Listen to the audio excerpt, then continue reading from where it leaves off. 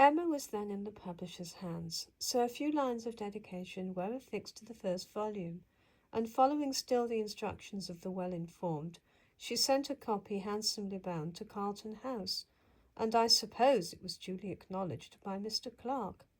My aunt soon after her visit to him returned home, where the little adventure was talked of for a while with some interest, and afforded some amusement.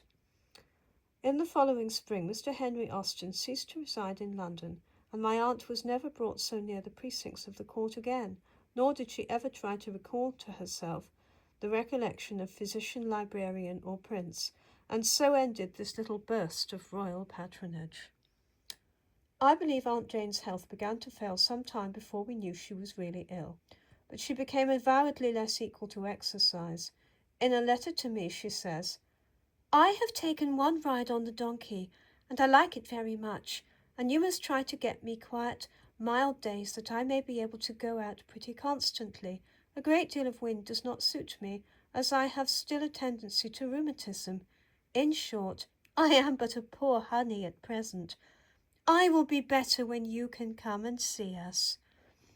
A donkey carriage had been set up for my grandmother's accommodation, but I think she seldom used it, and Aunt Jane found it a help to herself in getting to Alton, where for a time Captain Austen had a house, after removing from his brother's place at Chawton. In my later visits to Chawton Cottage, I remember Aunt Jane used often to lie down after dinner. My grandmother herself was frequently on the sofa, sometimes in the afternoon, sometimes in the evening, at no fixed period of the day. She had not bad health for her age, and she worked often for hours in the garden and naturally wanted rest afterwards. There was only one sofa in the room, and Aunt Jane laid upon 3 chairs which she arranged for herself.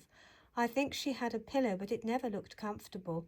She called it her sofa, and even when the other was occupied, she never took it.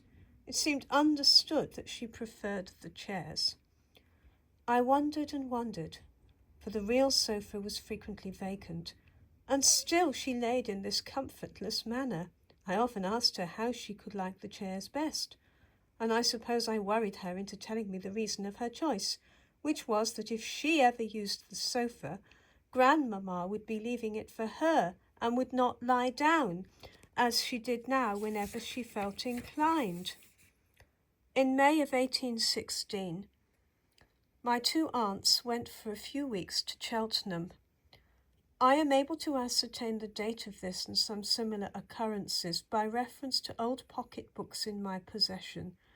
It was a journey in those days to go from Hampshire into Gloucestershire, and their first stage was to Steventon. They stayed 1 whole day and left my cousin Cassie to remain with us during their absence.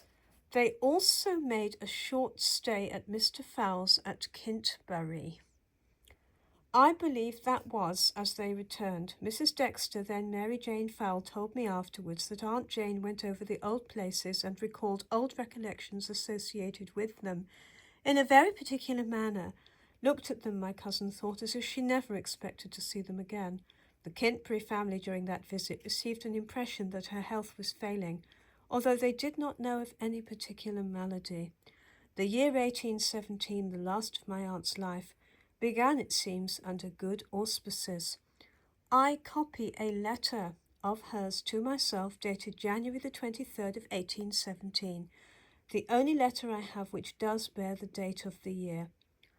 "I feel myself to be getting stronger than I was, and can so perfectly well walk to Alton or back again without the slightest fatigue that I hope to be able to do both when summer comes." I do not know when the alarming symptoms of her malady came on. It was in the following March that I had the first idea of her being seriously ill. It had been settled about the end of that month or the beginning of April. I should spend a few days at Chawton in the absence of my father and mother, who were just then engaged with Mrs. Lee Perrott in arranging her late husband's affairs. It was shortly after Mr. Lee Perrott's death, but Aunt Jane became too ill to have me in the house, and so I went instead to my sister, Mrs. Lefroy, at Wyards. The next day we walked over to Chawton to make inquiries after our aunt. She was keeping her room, but said she would see us, and we went up to her. She was in her dressing gown and was sitting quite like an invalid in an armchair, but she got up and kindly greeted us, and then pointing to seats which had been arranged for us by the fire, she said, "There's a chair for the married lady, and a little stool for you, Caroline." It is strange, but those trifling words are the last of hers that I can remember, for I retain no recollection at all of what was said by anyone in the conversation that, of course, ensued. I was struck by the alteration in herself. She was very pale, her voice was weak and low, and there was about her a general appearance of debility and suffering, but I have been told that she never had much actual pain.